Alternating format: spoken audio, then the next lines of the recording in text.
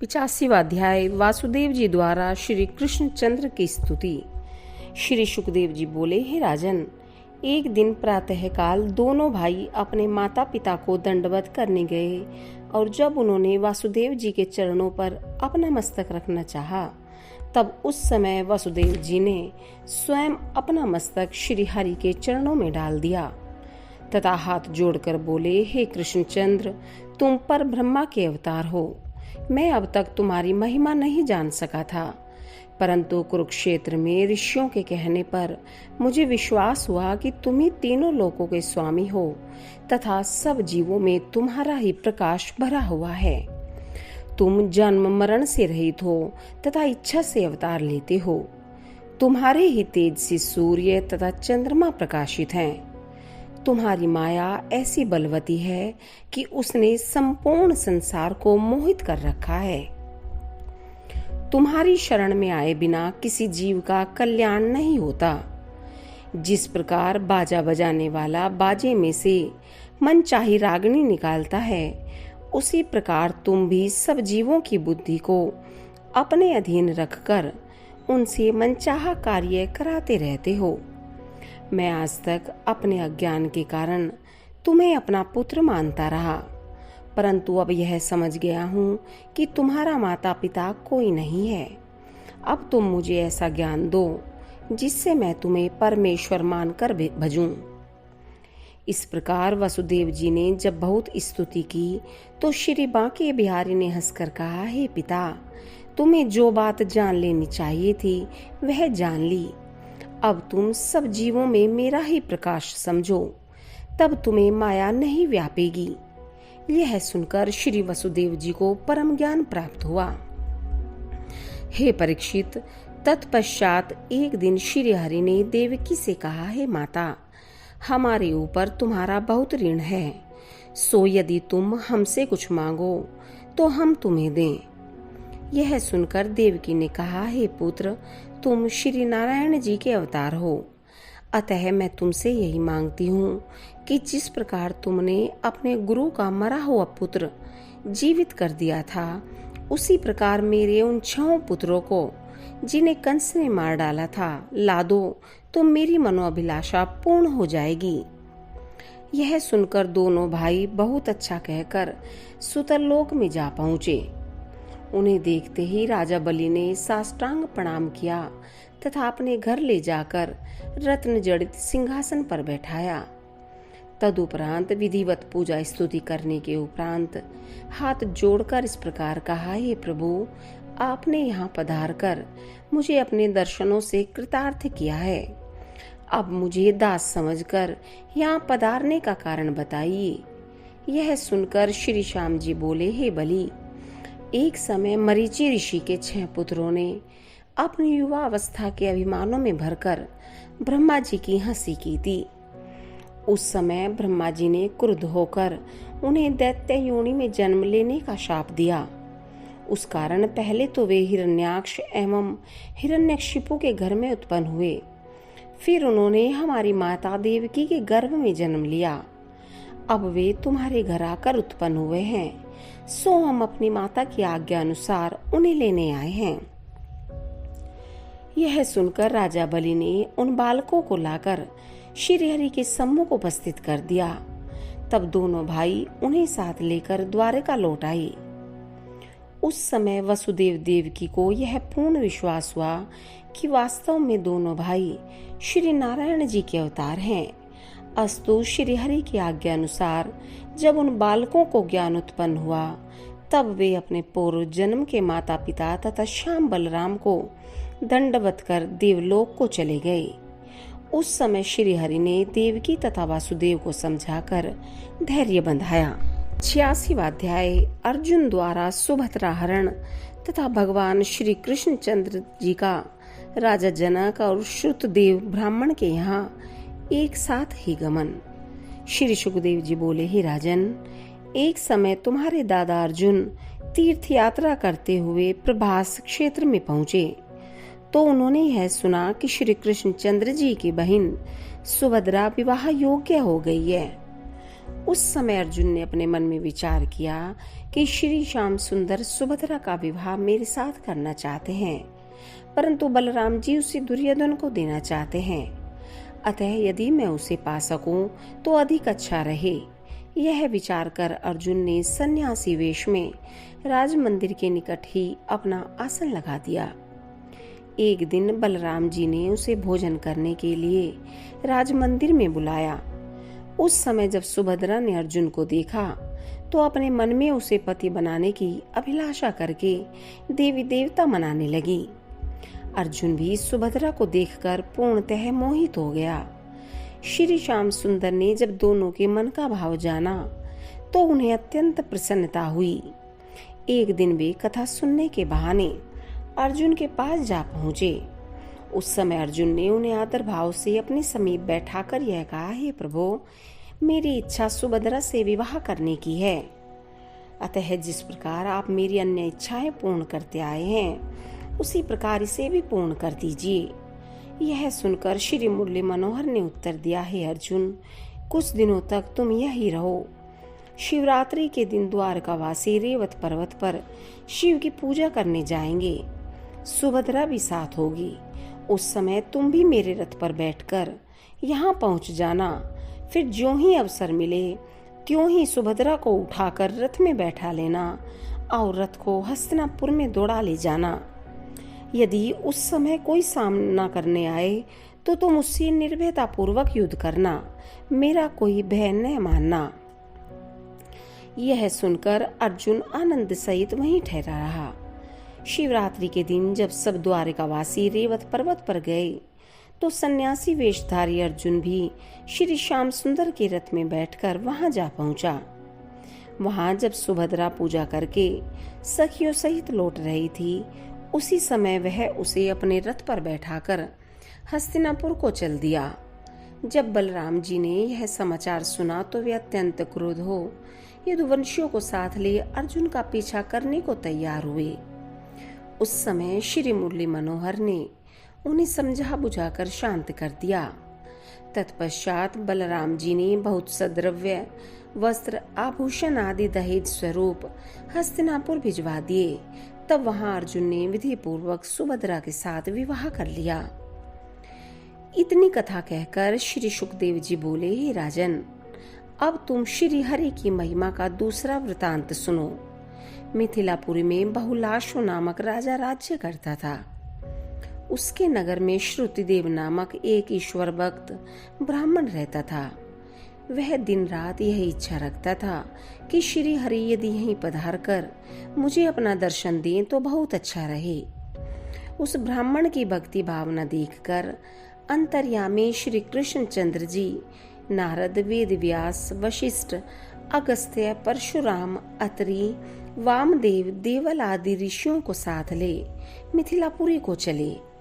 जब राजा बहुलाशु तथा श्रुतदेव ब्राह्मण ने श्री मुरली मनोहर के आगमन का समाचार सुना, वैसे ही दोनों ने आगे पहुंचकर उन्हें दंडवत किया तथा हाथ जोड़कर बोले कि जिस प्रकार आपने हमें अपने दर्शनों से कृतार्थ किया, उसी प्रकार अब हमारे घर चलकर उसे पवित्र कर दीजिए। यह सुनकर श्री कृष्णचंद्र जी ने विचार किया, यह राजा तथा ब्राह्मण दोनों ही मेरे परम भक्त हैं तथा मैं दोनों के प्रेम के कारण यहाँ आया हूँ।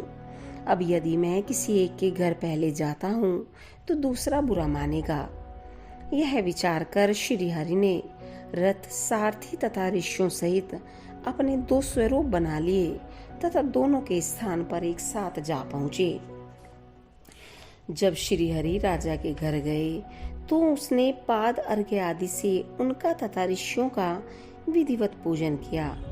तदुपरांत हाथ जोड़कर स्तुति प्रार्थना करते हुए कहा, हे प्रभु, मेरी यह अभिलाषा है कि आप कुछ समय तक यहीं निवास करके मेरे हृदय को आनंदित करें। यह सुनकर श्री त्रिलोकीनाथ 21 दिन तक उसके घर रहे।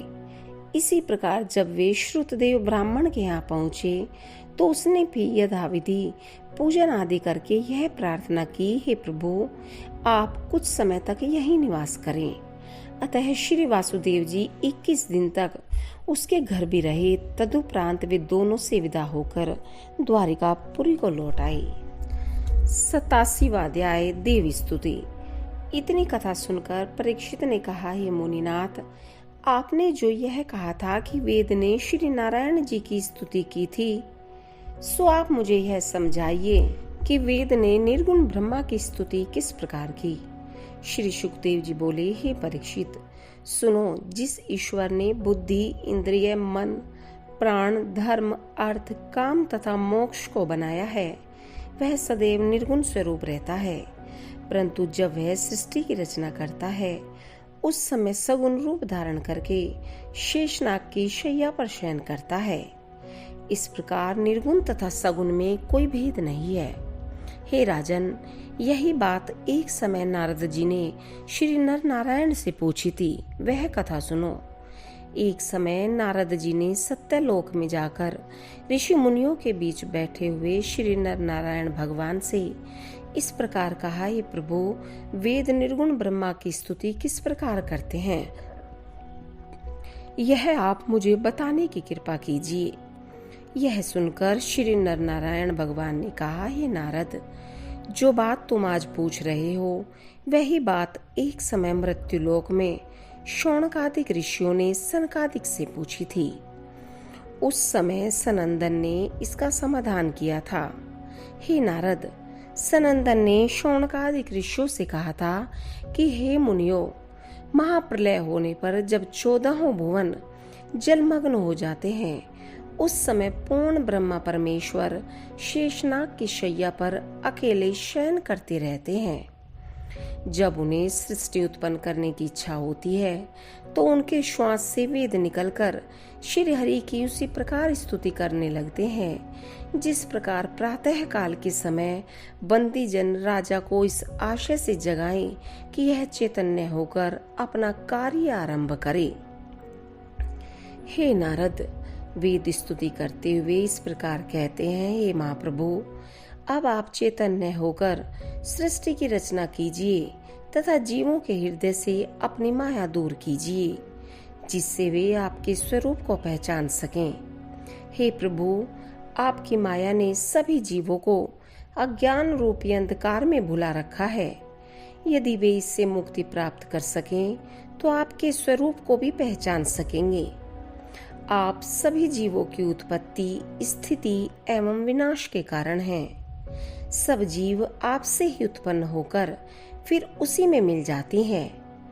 किसी भी देवता की पूजा स्तुति क्यों न की जाए, वह आपको ही प्राप्त होती है।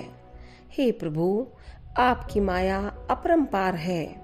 वह सतोगुण, रजोगुण तथा तमोगुण द्वारा सृष्टि की उत्पत्ति, पालन एवं प्रलय करती है। आपकी माया का भेद कोई नहीं पा सका है। अतः सब जीवों को यह उचित है कि वे संपूर्ण वासनाएं त्याग कर आपका ही ध्यान करें, तभी उनका कल्याण हो सकता है। जो प्राणी मनुष्य शरीर पाकर इंद्रियों के वशीभूत रहता है, आपकी भक्ति नहीं करता, परंतु जिसके हृदय में आपकी भक्ति होती है, वह आपको प्राप्त कर आपके ही स्वरूप का बन जाता है।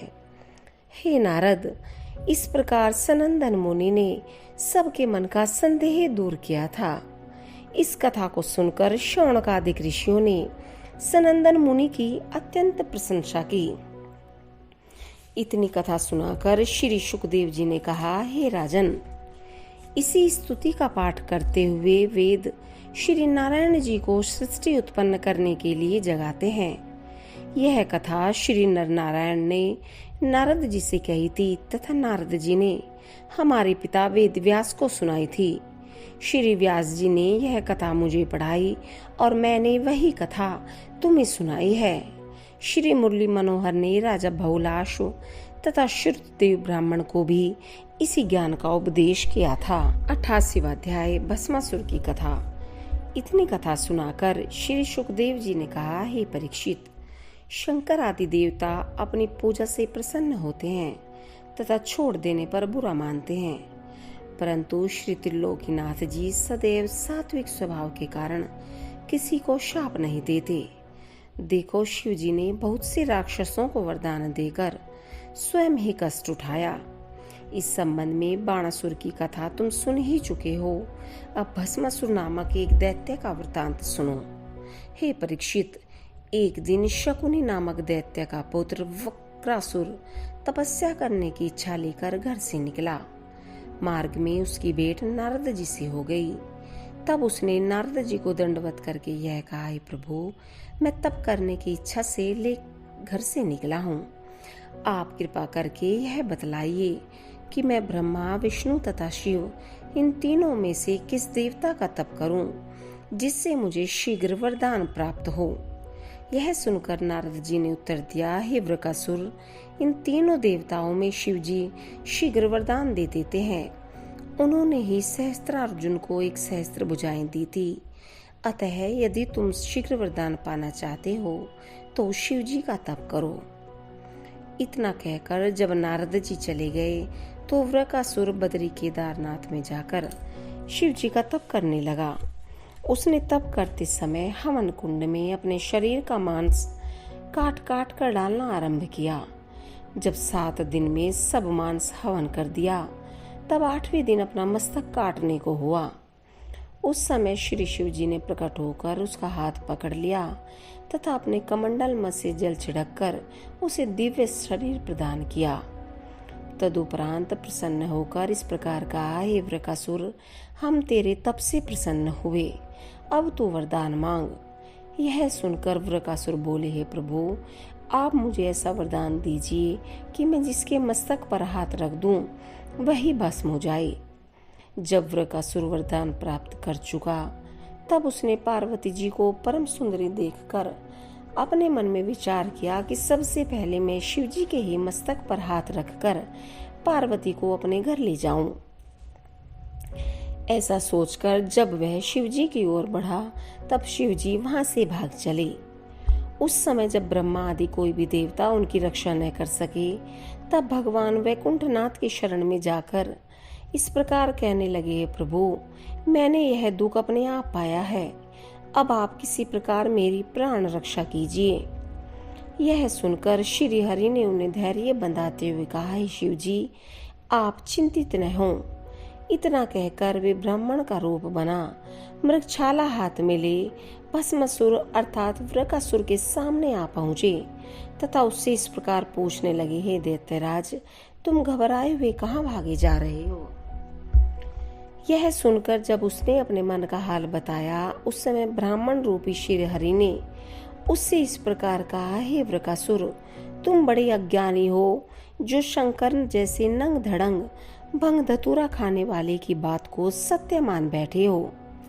वे तो शमशान पर बैठे हुए पागलों के समान नाच गाया करते हैं, भला वे किसी को क्या वरदान या शाप दे सकते हैं? जब से तुम्हें दक्ष प्रजापति ने उन्हें शाप दिया है, तब से उनमें कोई शक्ति शेष नहीं रही है। यदि तुम मेरी बात झूठ मानो तो पहले अपने ही मस्तक पर हाथ रख कर देख लो, फिर शंकर के पीछे दौड़ना। हे परीक्षित, विप्र वेशधारी श्रीहरि के ऐसे वचन सुनकर भस्मासुर ने उनकी माया में मोहित हो वरदान की सच्चाई की परीक्षा करने के लिए अपने ही मस्तक पर हाथ रख लिया, जिसके कारण वह वहीं भस्म हो गया। यह देखकर देवतागण पुष्प वर्षा करने लगे। 89वां अध्याय भृगु ऋषि के द्वारा तीनों देवों की परीक्षा और ब्राह्मण के मरे हुए पुत्रों को वापस लाना। श्री सुखदेव जी बोले, हे राजन, एक समय भृगु आदि अनेक ऋषि सरस्वती नदी के तीर पर बैठे हुए परस्पर ज्ञान चर्चा कर रहे थे।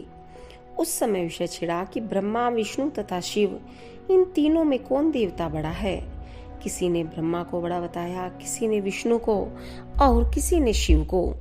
उस समय ऋषियों ने यह उपाय सोचा कि भृगु ऋषि को भेजकर तीनों देवताओं की परीक्षा लेनी चाहिए कि इनमें कौन बड़ा है। अस्तु तीनों देवताओं की परीक्षा लेने के हेतु भृगु ऋषि सर्वप्रथम ब्रह्मा जी की सभा में जाकर बिना दंडवत किए बैठ गए। यह देखकर ब्रह्मा जी बड़े क्रोधित हुए, परंतु उन्हें अपना पुत्र जानकर कुछ न बोले। जब भृगु ऋषि ने ब्रह्मा को क्रोध से पूर्ण देखा तो वहां से उठकर कैलाश पर्वत पर शिवजी के पास जा पहुंचे। जब शिवजी ने उन्हें आते देखा तो वे उनसे मिलने के लिए अपनी भुजाएं फैलाकर खड़े हो गए, परंतु भृगु ऋषि ने उन्हें यह कहकर दूर खड़े रहे कि तुम धर्म कर्म त्याग कर शमशान में बैठे रहते हो, अतः मुझे स्पर्श मत करो। यह सुनकर जब शिवजी ने अत्यंत क्रुद्ध हो अपना त्रिशूल उठाकर भृगु ऋषि को मारना चाहा, उस समय पार्वती जी ने उन्हें शांत किया। इस प्रकार शिवजी को तमोगुण युक्त देखकर भृगु ऋषि वहां से चलकर वैकुंठ लोक में जा पहुंचे। जिस समय वे श्री नारायण जी के वन में पहुंचे, उस समय श्री हरि रत्न जड़ित शैया पर शयन कर रहे थे। उन्हें देखते ही भृगु ऋषि ने उनके हृदय पर बाएं पैर की लात का प्रहार किया। उस प्रहार के लगते ही श्री हरि की नींद खुल गई। तब वे अपने कमल जैसे हाथों से भृगु मुनि का चरण पकड़कर इस प्रकार कहने लगे, हे मुनि श्रेष्ठ, आपके चरण कमल जैसे कोमल हैं तथा मेरी छाती ब्रज के समान कठोर है। आपको कहीं चोट तो नहीं लगी? हे प्रभु, यदि मुझे आपके आगमन का समाचार पहले मिला होता तो मैं स्वयं ही आगे बढ़कर अगवानी करने के लिए जा पहुंचता। आपने मेरे हृदय पर जो लात मारी है, उस चरण चिन्ह को मैं अपने हृदय पर सदैव धारण किए रहूंगा। हे परीक्षित, नारायण जी को सतोगुण से युक्त देखकर भृगु ऋषि अत्यंत प्रसन्न होकर सरस्वती नदी के तट पर लौट आए तथा ऋषि मुनियों को सब वृतांत बताते हुए इस प्रकार बोले, श्री नारायण जी से अधिक श्रेष्ठ और कोई नहीं है। यह सुनकर ऋषि मुनि अन्य देवताओं के निमित्त जप तप करना छोड़ केवल श्री हरि का स्मरण करने लगे। इतनी कथा सुनाकर श्री सुखदेव जी बोले, हे परीक्षित, अब दूसरा आख्यान सुनो। एक समय द्वारिकापुरी में किसी धर्मात्मा ब्राह्मण के पुत्र की मृत्यु हो गई। तब वह उसके मृत शरीर को लेकर राजा उग्रसेन के पास जाकर यह कहने लगा, हे राजन, जब राजा अधर्म करता है तभी उसकी प्रजा कष्ट पाती है, अतः मेरे पुत्र की मृत्यु का कारण भी तुम ही हो। इस प्रकार दुर्वचन कह अपने पुत्र के शव को राजा उग्रसेन के ही द्वार पर रखकर ब्राह्मण चला गया। इस प्रकार उसके 7 पुत्रों की मृत्यु और हुई तो वह सभी को उसी प्रकार उग्रसेन के द्वार पर रखता चला गया। जब उसके स्त्री को 9वीं बार गर्भ रहा, तब उस ब्राह्मण ने राजा उग्रसेन की सभा में जाकर श्री कृष्ण चंद्र जी तथा बलराम से इस प्रकार कहा, हे दीनबंधु, सर्वप्रथम तो राजा उग्रसेन को धिक्कार है, जिसके पाप के कारण प्रजा को कष्ट मिलता है। दूसरे उन लोगों को धिक्कार है जो इसकी सेवा में रहते हैं। तीसरे मुझे भी धिक्कार है जो मैं ऐसे पापी के देश में रहता हूँ। इस प्रकार जब उस ब्राह्मण ने अनेक बातें कहीं, उस समय यदुवंशियों ने तो कोई उत्तर नहीं दिया, परंतु अपनी धनुर्विद्या का गर्व रखने वाले अर्जुन ने यह कहा कि राजा उग्रसेन इस ब्राह्मण का कष्ट दूर नहीं करते। यह बात वास्तव में बड़े लज्जा की है। जिस देश का राजा गो ब्राह्मणों का दुख दूर नहीं करता, उसका यश तथा धर्म नष्ट हो जाता है। इतना कहकर अर्जुन ने ब्राह्मण से कहा, हे देवता, तुम विश्वास रखो, मैं तुम्हारा दुख दूर करूंगा। जब बालक उत्पन्न होने का समय आए तब तुम मुझे सूचना दे देना, मैं उस बालक की रक्षा करूंगा। यह सुनकर ब्राह्मण ने कहा, हे अर्जुन, इस सभा में श्याम, बलराम तथा प्रद्युम्न जैसे शूरवीर मेरे विषय में कुछ नहीं बोलते, तब तुम ऐसे अभिमान पूर्ण वचन क्यों कह रहे हो? भला तुम में क्या सामर्थ्य है जो तुम मेरे बालक को बचा सको? अर्जुन ने उत्तर दिया, हे ब्राह्मण, मैं गांडीवधारी अर्जुन हूँ। मृत्यु में इतनी सामर्थ्य नहीं जो वह मेरे सम्मुख तुम्हारे बेटे के प्राण ले सके।